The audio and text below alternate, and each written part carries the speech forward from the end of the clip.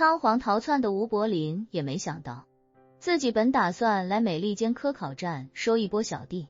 扩充自己的实力，最后却落得一个夹着尾巴逃走的下场。回去的路上，他就一直低声咒骂，狗日的美利坚，多大点事，值得他们动这么大的干戈，竟然连他娘的军队都惊动了。要放在100年以前，他对军队并不忌惮，无非就是枪炮而已，对他这种修为的人来说，根本构不成什么威胁。但是闭关100年之后，他知道了现今社会科技的发展速度远超他闭关修炼的速度，现代军队的火力已经凶猛到可以夷平一整座城市，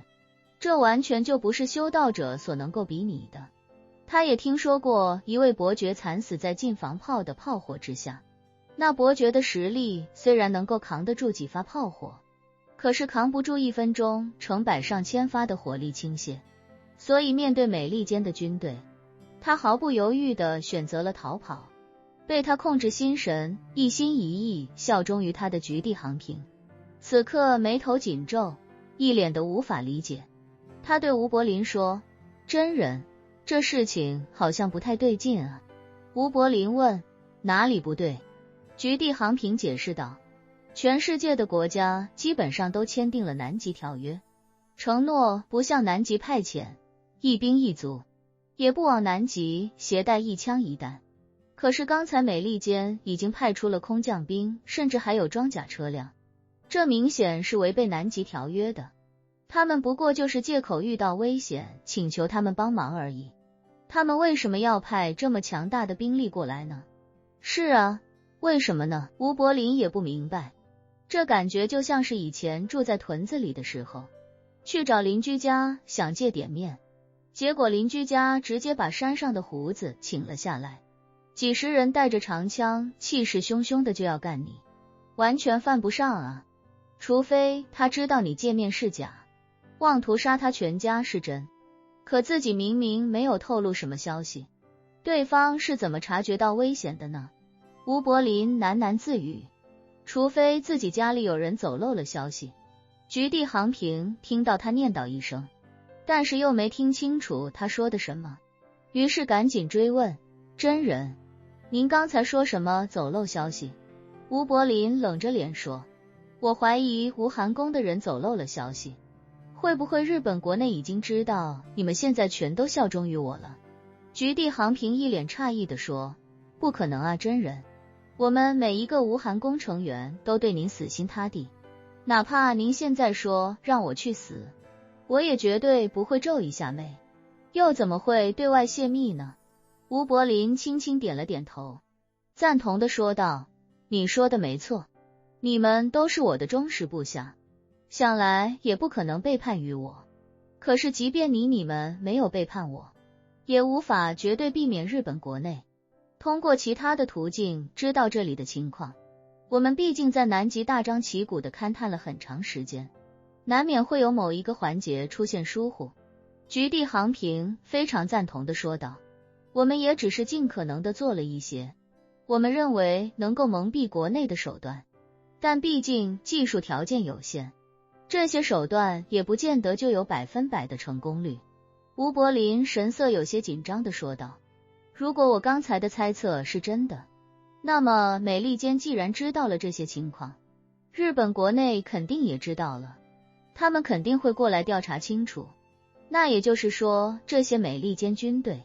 很有可能会一路追赶我们到无寒宫去，那样的话可真就麻烦了。”菊地航平感慨，真人担心也并非空穴来风，这种事情一旦被国家知道，性质非常恶劣，国家一定会调查个水落石出。吴柏林有些忐忑地问他：“那我应该怎么办？如果他们的军队杀到武汉宫去，我又当何去何从？我若留下无法解释，必将是一场恶战，我若离开，这茫茫南极洲，哪里又是我安身立命之所？”说到这里，吴柏林无比懊恼，道心也受到极大的影响。他烦闷无比地骂道：“妈的，早知这样就不打美利坚的主意了，想出来攻城略地，谁能想到城还没攻下，后院竟然会先失火，真是气煞我也。局地航平一脸忠诚地说道：真人请放心，我等愿意死心塌地效忠真人，无论真人去哪里，我们都会一路追随。吴柏林心里郁闷极了，这帮日本科考队员，如果让他们帮自己勘探南极，那他们自然是有大用的。可是如果让他们跟着自己在南极逃亡的话，这些人无一例外都将成为自己的累赘。首先是这里严苛的环境，根本就不可能让人能够离开庇护所实现长时间生存。其次是这些人如果跟着自己逃走，目标太大，反而会给自己带来麻烦。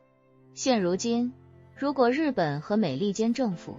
要联合起来彻查这件事情，最好的解决方案就是自己先撤。至于这些日本科考队员，他们的下场可以预见，肯定是要被带回国内调查的。不过自己倒也不怕，因为这些人都已经被自己做了心理暗示，会绝对效忠自己。任何人问起他们，他们都肯定不会回答和自己有关的内容。所以这件事情发展到最后，可能就给日本人留下了一个永远的未解之谜，永远搞不清楚这帮人为什么集体背叛祖国，也永远不知道这帮人到底在南极偷偷摸摸的寻找什么。于是他便问局地航平，如果有一天你被日本政府带回国内调查，他们审讯你这段时间到底背着他们在南极干嘛，你会怎么回答？局地航平不假思索地脱口说道：真人放心，在下一定不会透露出任何与真人有关的信息，就算是用枪口抵住在下的脑门，在下也绝不会说出一个字。吴柏林对他的态度还算满意，微微点了点头。虽然已经做好了最坏的打算，但眼下还不确定究竟会发生什么，所以吴柏林倒也不着急离开。他想的是先跟局地航平一起撤回无寒宫，如果美军找上门来了，自己也不用担心，因为自己虽然不太可能是他们的对手，但以自己的修为，完全可以提前发现他们，并且在他们发现自己之前先行撤离。除此之外，吴柏林还做了另一手准备，如果条件允许，就想办法控制一个会说中文的美国士兵，先打听清楚对方的计划，再看看自己有没有什么可乘之机。